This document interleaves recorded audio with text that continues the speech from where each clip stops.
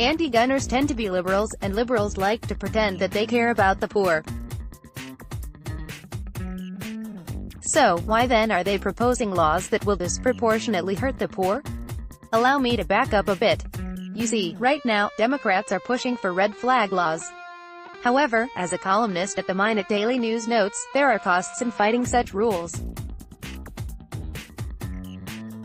This week state lawmakers held a committee hearing on so-called red flag legislation introduced by State Rep. Karla Rose Hanson, D-Fargo. This bill is alarming, all the more so because behind it is a bipartisan coalition of lawmakers and law enforcement leaders from around the state. In fact, the more I consider the legislation, the more I find to be alarmed about. It would allow law enforcement to take away your guns and force you to attend a court hearing where you must prove you're not dangerous to get them back. If you want legal counsel to help you defend yourself in this guilty until proven innocent proceeding, you'll have to pay for it yourself. If you can afford it, this would be a civil proceeding. Public defenders only work criminal cases. The writer, Rob Port, brings up another point that often gets missed. An attorney may not be strictly required for such proceedings, but a lawyer can also help you combat a court that has already decided you represent a threat. Yet many poor gun owners may not be able to hire an attorney to help them, putting them at a distinct disadvantage. If they can afford a gun, they can afford an attorney, some might argue, but that's a load of bull.